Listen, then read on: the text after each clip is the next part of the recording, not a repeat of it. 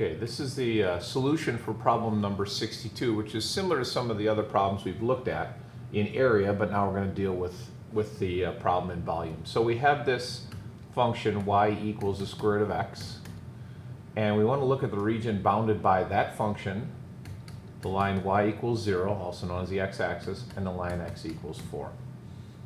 So first things first, let's draw a picture. Remember, the function y equals the square root of x is just the top half of that sideways parabola. If we wanted the bottom half, we'd have to do x equals y squared. So we're just looking at the top half. As I mentioned, y equals 0 is the x-axis, and x equals 4 is the vertical line at 4. So the region we're going to be dealing with is this.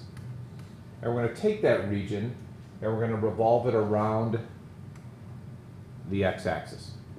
And so if that thing revolves around the x-axis, we'll generate a volume. And similar to the other problems we've looked at, we want to find a value of A, I'll approximate A right there, that after I've spun that and created a volume, that point A will divide it into two separate volumes. And I have no idea if that's the right place for A, but we're going to do the calculation. The way we've done the calculation in the past is we've set up two integrals there and set the integrals equal. We're going to do a little bit different in this case. I'm going to find the volume of the entire shape and then use that to divide it in half and set my new integral equal to that half value. So the volume of that thing is going to be equal to pi times the integral from 0 to 4 of the radius squared. So the radius squared would be the height of that, so it's going to be the square root of x, quantity squared, and the width of that rectangle is dx, and that'll give me my disk. So when I work that out, I get pi times the integral from 4 to 0 of x dx. So that gives me pi times 1/2 x squared evaluated from 4 to 0, which is 16 times a half is 8, so I end up with 8 pi. So the volume of that entire figure is going to be 8 pi. What I want to do is find a spot A so that when I spin it, I cut it in half, which means my new volume is going to be 4 pi. So I'm going to take 4 pi, set that equal to the integral from 0 to A of the same thing, the square root of x, quantity squared, dx. Okay, so that will allow me to solve for A. Working this through, I get 4 pi is equal to 1/2 x squared evaluated from A to 0. And so multiplying that out, I get, what do I get? I get, oh, I forgot a pi. There we go, stick a pi in there. That makes things a little easier because that cancels. And so I get 8 is equal to a squared.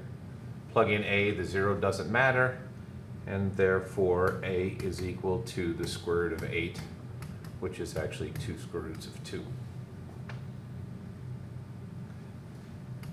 Approximate value there would be 2.828. So my A value, my initial guess, isn't that bad. It's a little bit past halfway in order to get that value that will break the volume into two equal parts. Then part B, this was all part A. Part B takes the same idea, but then asks where do you put B to split it into 3 equal parts, I believe.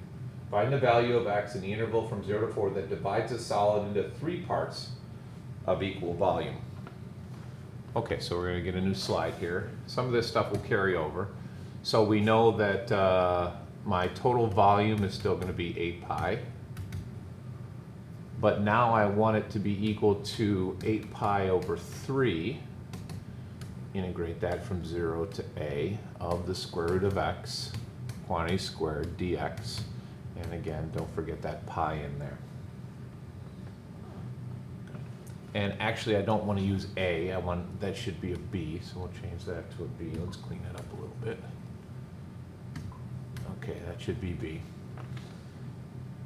All right, then we can multiply that out and work this through. We get 8/3, because the pi's will cancel, equals 1/2 x squared evaluated from B to 0 which means that 16 thirds is equal to b squared. So b is equal to 4 over the square root of 3, which is approximately 2.309. Okay, so that takes care of one of the values, but if we go back to the previous slide, you'll notice that b value is going to be about there. Okay, there's that first b. But there's got to be another one. If we're going to split it into thirds, there's got to be another one over here somewhere that's going to split so we get our equal values. There's 1/3, another third, and a third. So we have to find that second b.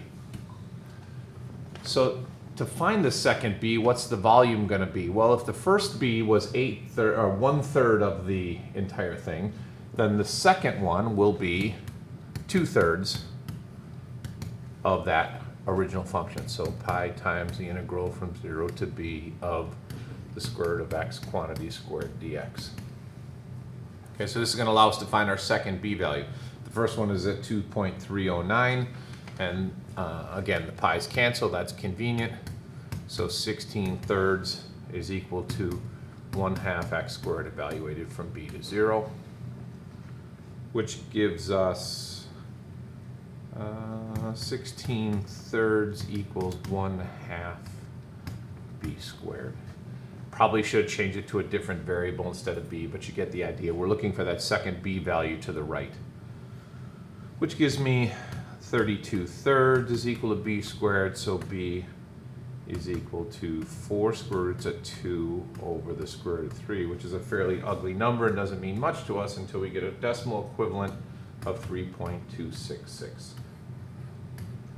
Okay, so now we have our two locations so that when we spin that volume, we'll have, so up to 4, here's our point at 4, we can now find our two locations that will allow us to split this into thirds. So here's 1, a little past 2, and then the other one is just a little past 3. So surprisingly enough, that's going to give us 1/3, 1/3, and 1/3 of the total volume.